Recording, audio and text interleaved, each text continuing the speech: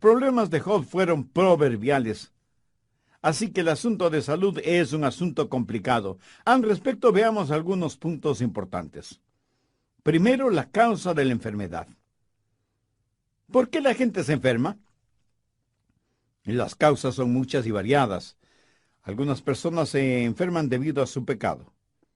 De hecho, seguramente nos sorprenderíamos al saber cuántas enfermedades físicas son el resultado del pecado. Busque 1 de Juan 5:16. Si alguno viere a su hermano cometer pecado que no sea de muerte, pedirá, y Dios le dará la vida. Hay un pecado que es de muerte. Ahora, sin adentrarnos en todas las ramificaciones teológicas de este versículo, sencillamente quiero que note que algunas personas mueren debido a su pecado. Y Juan aquí no está hablando de muerte espiritual, sino de muerte física. Busque 1 Corintios 11:30. Por lo cual hay muchos enfermos y debilitados entre vosotros, y muchos duermen. Cuando Pablo dice duermen, pues no se refiere a la acción de dormir, sino al hecho de estar muerto. ¿Pero qué quiso decir con eso? Que debido a sus pecados se enfermaron. En otras palabras, muy frecuentemente, nuestra enfermedad es el resultado directo de nuestro pecado. Dios ni siquiera tiene que juzgarnos porque nuestro propio pecado nos juzga. Por ejemplo, los alcohólicos se intoxican con lo que beben. ¿Sabe usted lo que es un tóxico? Pues es un veneno. Y si una persona está intoxicada, quiere decir que se ha envenenado ella misma. Esa es la razón por la que muchas personas, cuando se intoxican con licores, vomitan. Tal pareciera que sus estómagos tienen más sentido común que sus cabezas. Sus estómagos reaccionan frente al veneno y tratan de rechazarlo, y sin embargo el alcohólico sigue bebiendo. ¡Qué necedad! ¿No le parece? Un borracho se envenena a sí mismo y afecta negativamente a todo su cuerpo. Se le enrojecen los ojos, tiene mal aliento, pierde el sentido de equilibrio y dirección, puede dormir su borrachera sobre basura y no darse cuenta de ello. Personalmente yo no me explico cómo nadie puede defender ese vicio y decir que mientras se beba responsablemente, todo está bien. En la actualidad se dice que el alcoholismo es una enfermedad. No es extraño que mientras se está buscando la causa de muchas enfermedades para combatirlas y erradicarlas, en cambio se hace una impresionante propaganda para que la gente beba más. Entonces, como dicen, si el alcoholismo es una enfermedad, ¿por qué hacen tanta propaganda para que nos enfermemos? En otras palabras, sabemos la causa de esa enfermedad y se sigue haciendo propaganda, no para erradicar la causa, sino para comercializarla. Somos personas realmente extrañas, sin necesidad de ser extraterrestres. El doctor Edwards Graham, de la Universidad de Washington, es conocido como el padre de la moderna cirugía del pecho.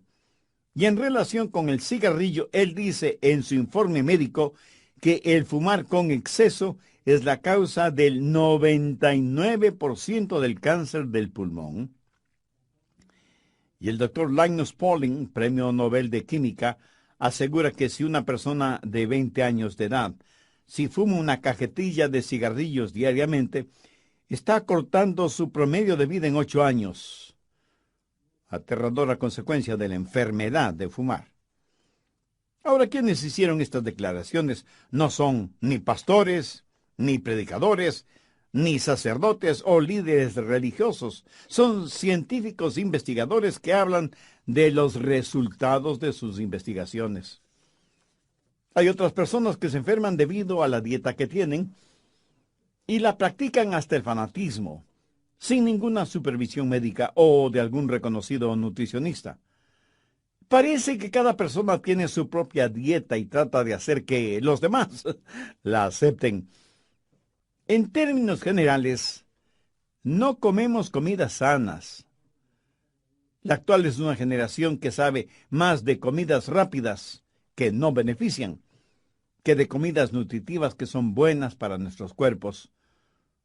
Y algunos de ustedes estarán pensando, bueno, lo que está diciendo no tiene que ver conmigo, porque yo no bebo, no fumo, no como comida basura y no vivo una vida sexual desordenada. Pues mi amigo, le felicito. Pero, ¿qué de las preocupaciones? ¿No sabe que la preocupación hará en usted físicamente lo mismo que la arena hace en una maquinaria? En la actualidad hay muchas formas de distracciones, con bebidas incluidas, que le harán daño físicamente, lo mismo que las preocupaciones. No digo que siempre, pero muchas veces nuestra enfermedad no es más que el resultado directo de nuestro pecado. ¿Sabía que otras veces la enfermedad puede ser causada por Satanás? Vamos al libro de Job, capítulo 2, verso 7. Entonces salió Satanás de la presencia de Jehová e hirió a Job con una sarna maligna. ¿Quién atacó a Job con esa enfermedad? Satanás. Y en el Nuevo Testamento, en el libro de los Hechos, capítulo 10 y verso 38, leemos que Jesús anduvo haciendo bienes y sanando a todos los oprimidos por el diablo. Satanás hirió con una sarna a Job y tuvo muchos hombres y mujeres bajo su opresión física. La opresión satánica se tradujo en enfermedades físicas. Así que algunos están enfermos debido a su pecado y otros están enfermos debido a Satanás. Ahora escúcheme atentamente.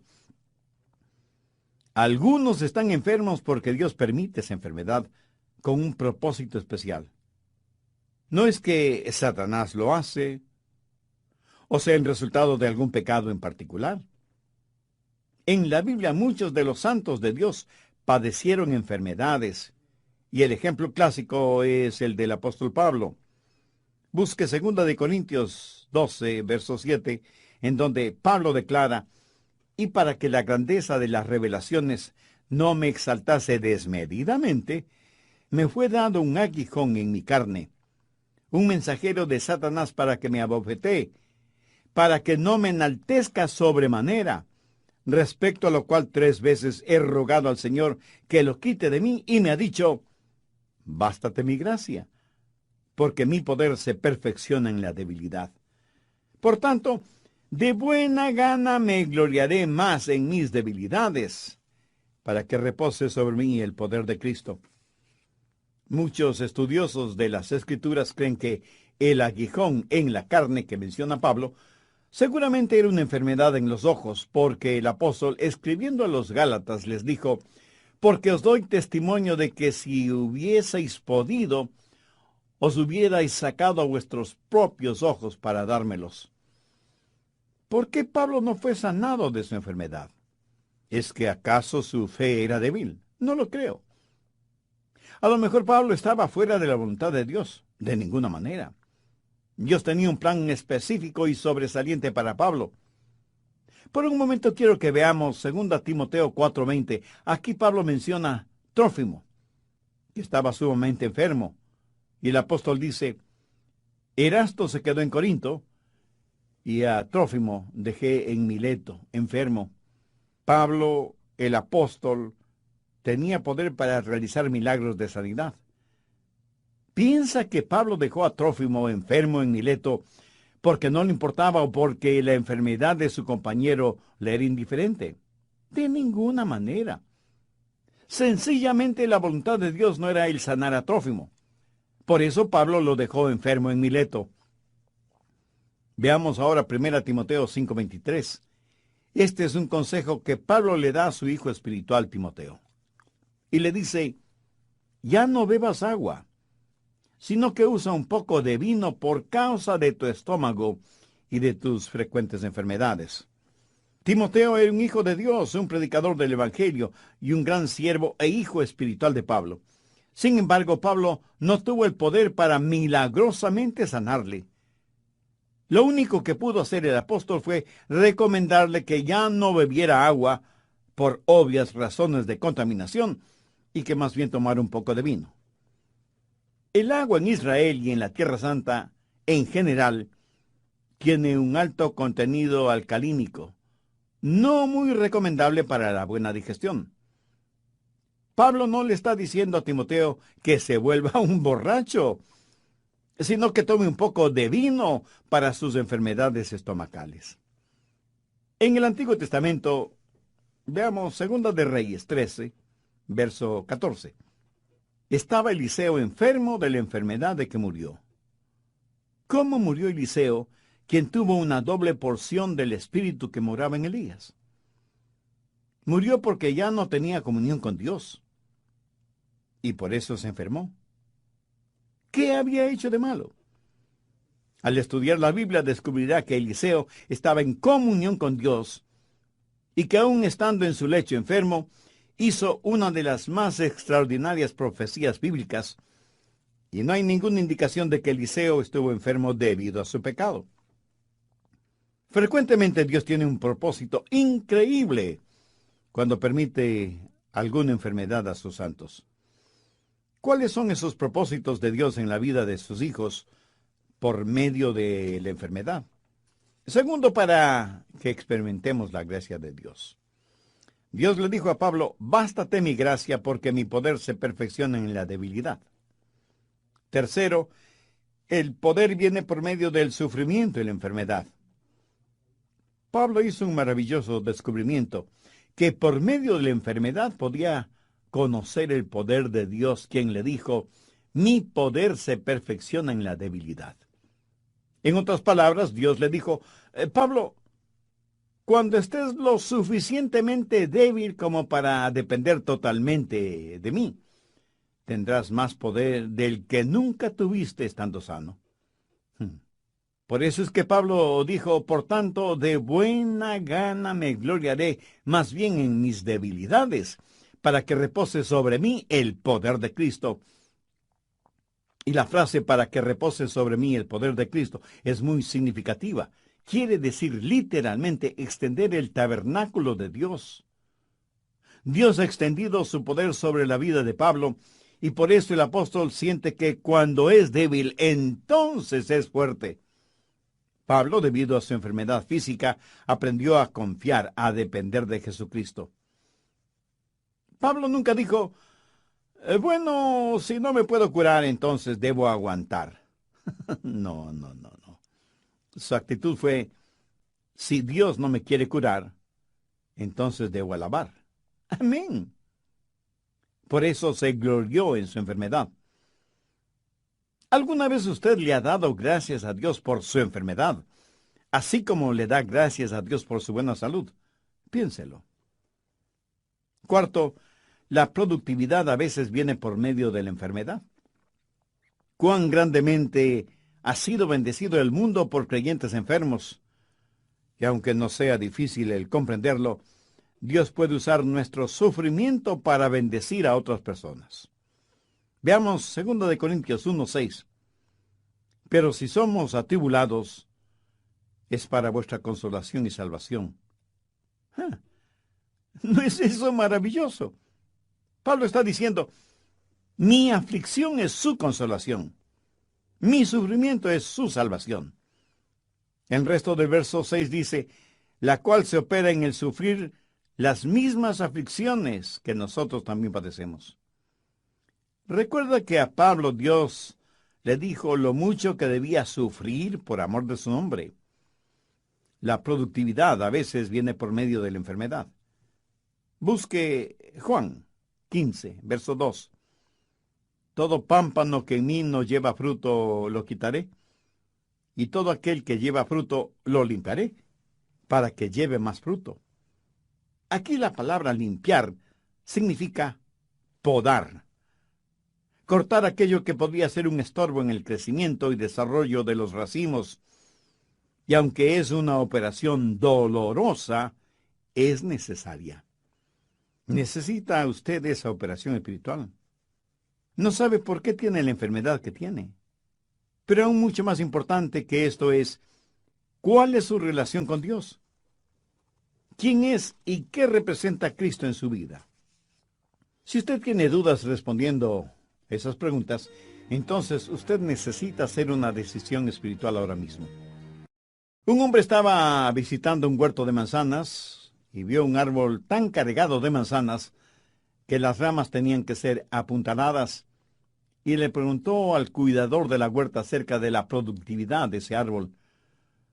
Y el hombre le contestó: Señor, usted no lo va a creer, pero este era uno de los árboles menos productivos en la huerta, por lo que tuve que tomar medidas drásticas. Con un hacha hice una profunda incisión en el tronco del árbol, y desde entonces este árbol ha dado más manzanas que ningún otro árbol del huerto. Aprendí que cuando un árbol no tiene más que ramas y hojas, pero no da ningún fruto, la herida que le hice en el tronco sirvió para despertar a este árbol, para que diera fruto. Interesante, ¿no le parece? Quinto, la pureza llega por medio del sufrimiento y la enfermedad. Veamos primera de Pedro 5:10. Mas el Dios de toda gracia, que nos llamó a su gloria eterna en Jesucristo, después que hayáis padecido un poco tiempo, Él mismo os perfeccione, afirme, fortalezca y establezca. ¿Alguna vez ha pensado que a lo mejor sus sufrimientos son para su perfección, para su fortalecimiento, para su crecimiento espiritual? Por eso es que Pedro está diciendo lo que dijo. Mire lo que Job dijo: mas él conoce mi camino, me probará y saldré como oro. En otras palabras, Job dijo: este sufrimiento es como un crisol, en donde serán quemadas todas las impurezas. Y en el Salmo 119:67, David dijo: antes que fuera yo humillado, descarriado andaba, mas ahora guardo tu palabra. Primera de Corintios 1, verso 27. Sino que lo necio del mundo escogió Dios para avergonzar a los sabios, y lo débil del mundo escogió Dios para avergonzar a lo fuerte. De paso, permítame decir que la palabra débil en este contexto no quiere decir débil de carácter o sin fuerza física. Más bien significa estar enfermo. ¿Por qué Dios escoge a la gente enferma? La respuesta está en el verso 29. A fin de que nadie se jacte en su presencia. Ahora, ¿cuál es el propósito de todo esto? Verso 31. Para que, como está escrito, el que se gloría, gloríese en el Señor. ¿Cómo es que nuestra muerte puede traer gloria a Dios? Vayamos al Evangelio de Juan, capítulo 21, verso 19.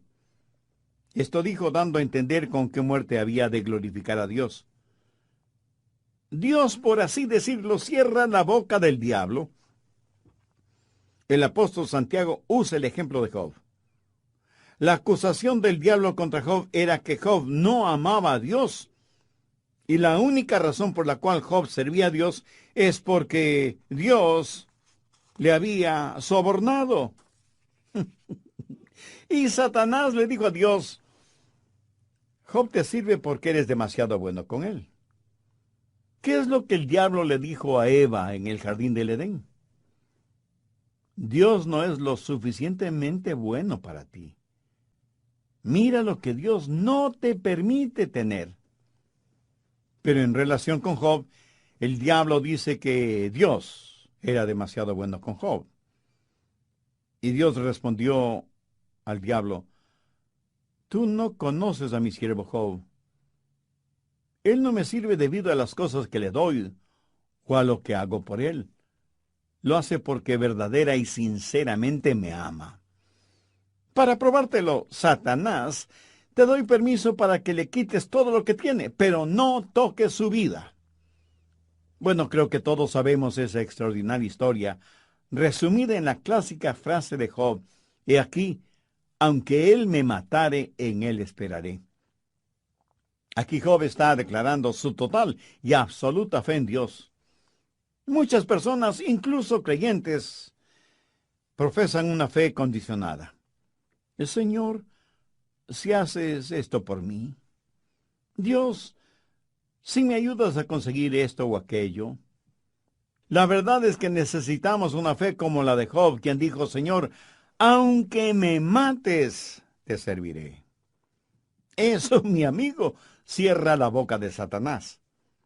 ¿No sería formidable que en nuestro contexto actual podamos decir, aunque no tengo buena salud y aunque no tengo posesiones materiales, amo a mi Dios y Jesucristo es real y suficiente para mí? Andrés Murray fue un gran hombre de Dios y él escribió lo siguiente: frente a los problemas, un hijo o hija de Dios pueden decir, Dios me trajo hasta aquí y es por su voluntad que estoy en este lugar. Él me protegerá con su amor y me dará la fortaleza para comportarme como su hijo. Él transformará las pruebas en bendiciones, enseñándome las cosas que Él quiere que aprenda. Y finalmente, en su tiempo, Él me sacará de los problemas, como y cuando Él lo quiera. Ahora quiero que veamos algunas de las causas de las enfermedades en los hijos de Dios. No porque hayan cometido algún pecado en particular, sino porque Dios tiene un propósito mucho más importante. Sexto, la cura para la enfermedad. Santiago 5, desde el verso 13. ¿Está alguno entre vosotros afligido? Haga oración. ¿Está alguno alegre? Cante alabanza. ¿Está alguno enfermo entre vosotros? Llame a los ancianos de la iglesia y oren por él, ungiéndole con aceite en el nombre del Señor. Y la oración de fe salvará al enfermo, y el Señor lo levantará, y si hubiere cometido pecados, le serán perdonados.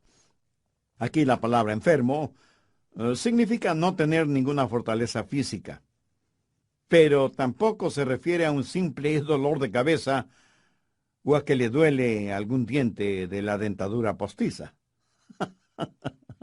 No, no se refiere a nada de eso.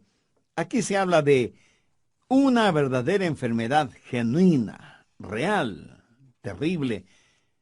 Entonces, ¿cuál es el procedimiento a seguir? Primero, llamar a los ancianos de la iglesia. Esto no necesariamente significa una persona llena de años, aunque esa es la etimología de la palabra, pero más bien se refiere a un líder en la iglesia. Anciano es una palabra usada intercambiablemente en la Biblia referente a un pastor o un obispo. Hay que llamar a los líderes espirituales en la iglesia, no simplemente a cualquier persona, no a pseudopastores o líderes o apóstoles o profetas, que no son más que lobos disfrazados de ovejas. Segundo, orar por el enfermo y ungirle con aceite. Así lo dice el verso 14. Oren por él ungiéndole con aceite en el nombre del Señor. Ahora, ¿qué significa ungir con aceite? Algunos estudiosos dicen que significa el uso de medicinas, que hace referencia al uso de medicamentos para curarse. De paso, permítame decir que Dios puede usar doctores para sanar a algún enfermo. No hay nada de malo en consultar con un doctor. Lo malo es depositar la fe en ese doctor en vez de tener fe en Jesucristo. En mi opinión, el ungimiento con aceite no se refiere al uso de medicamentos. En algún comentario bíblico leí que ungir a una persona con aceite significa, prácticamente, cubrirle completamente con aceite. Bueno, yo no lo creo así. Eso equivaldría a tener un enfermo resbaloso. En la Biblia, el aceite fue usado como símbolo del Espíritu Santo, separando y santificando a alguna persona específicamente para la causa de Cristo. Permítame darle un ejemplo de lo que estoy diciendo. Vayamos al libro de Levítico, en el Antiguo Testamento, capítulo 8, verso 10. Y tomó Moisés el aceite de la unción y ungió el tabernáculo y todas las cosas que estaban en él. ¿Lo comprende? Cuando usted unge con aceite a alguien o a algo, lo santifica. ¿Tiene problemas entendiendo lo que significa la santificación? Es muy sencillo. Significa apartar para un propósito o para un trabajo específico. Mire los siguientes versículos, el 11 y 12. Y roció de él sobre el altar 7 veces, y ungió el altar y todos sus utensilios, y la fuente y su base para santificarlos, y derramó del aceite de la unción sobre la cabeza de Aarón, y lo ungió para santificarlo. El ungimiento con aceite es un acto simbólico, similar a la cena del Señor, o Santa Cena, o comunión, al bautismo por inmersión, o la imposición de manos. Simboliza algo hermoso y sobrenatural. El aceite en la Biblia, siendo un símbolo del Espíritu Santo, cuando es usado para ungir a una persona, simboliza el que esa persona es separada, apartada para el servicio de Dios. Cuando una persona está conforme a su voluntad, Él nos oye. Oramos por la persona enferma para determinar la voluntad de Dios. Así que primero oramos y luego la ungimos con aceite en el nombre del Señor. ¿Y cuál es el resultado? La oración de fe salvará al enfermo.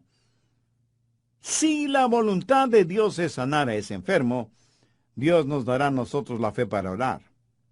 Ahora escúcheme atentamente, porque hay muchas personas que asisten a esas fuertemente hipnotizantes y emocionantes reuniones de sanación y milagros. Yo creo que la parte más ardiente del infierno está reservada para esos charlatanes y fraudulentos mercenarios espirituales que van por todo el mundo esquilmando a los ingenuos, diciéndoles que el poder de Dios está en ellos para sanar enfermos, cuando no son más que desvergonzados vividores que se aprovechan de la credulidad de los tontos útiles. Esos pseudoapóstoles, pastores, profetas, ministros o como se autodenominen, son una verdadera abominación a los ojos de Dios. Pero esto no invalida el poder de Dios para sanar. Yo creo en la sanidad milagrosa y sobrenatural. Yo creo que Dios me ha sanado de muchas enfermedades para que crea en su sanidad. Pero recuerde que cada cosa que Dios hace, Satanás la falsifica. Y estos pseudo sanadores que abundan en nuestro mundo actual toman a una persona que está en una silla de ruedas o que usa muletas y les imponen las manos y dicen unas cuantas palabras misteriosas y desconocidas y como nada sucede declaran: hermanos, la voluntad de Dios es sanar a todos, pero esta persona no tiene suficiente fe como para ser sanada. Ahora piense conmigo por un momento. ¿Puede imaginarse lo que hará eso en una persona que no entiende la Biblia? ¿Se da cuenta del tremendo daño que hacen al ego espiritual de esa persona? No creo que haya nada más abominable que eso. Si usted estudia detenidamente este pasaje de Santiago, descubrirá que no es la fe del enfermo de la que se está hablando, sino de la oración de fe de quienes oran por él. Y en vez de decirle al enfermo, no tienes suficiente fe para ser sanado, deberían decir, yo no tengo la suficiente fe para orar por ti. ¿Qué es lo que dice la Biblia? La oración de fe salvará al enfermo. Pero no se refiere a la oración del enfermo, sino a la oración de los líderes espirituales, de los ancianos, por el enfermo. Cuando una persona ha sido ungida y santificada, esa persona ha sido apartada para el servicio de Dios. Y cuando se ora con fe buscando la voluntad de Dios, el Santo Espíritu de Dios honrará esa oración de fe. Esto lo sé porque lo he visto suceder. He visto cómo Dios ha sanado en forma milagrosa e instantánea, en respuesta a la oración de fe. Yo no tengo el don de sanidad. No lo tengo ni lo busco, porque ese no es mi llamado. Pero esto no quiere decir que no ore por los enfermos. Y he visto cómo Dios ha sanado, no a todos, pero a muchos de ellos. Y he dado la honra y la gloria a Dios, que es el único que puede sanar enfermos, si esa es su voluntad. Si no lo es, no hay ningún hombre o mujer sobre esta tierra que pueda sanar a ningún enfermo, aunque diga que lo hace en el nombre de Jesús. Al respecto, busque Mateo 7, versos 22 y 23. Muchos me dirán en aquel día, Señor, Señor, ¿no profetizamos en tu nombre? Y en tu nombre echamos fuera demonios. Y en tu nombre hicimos muchos milagros.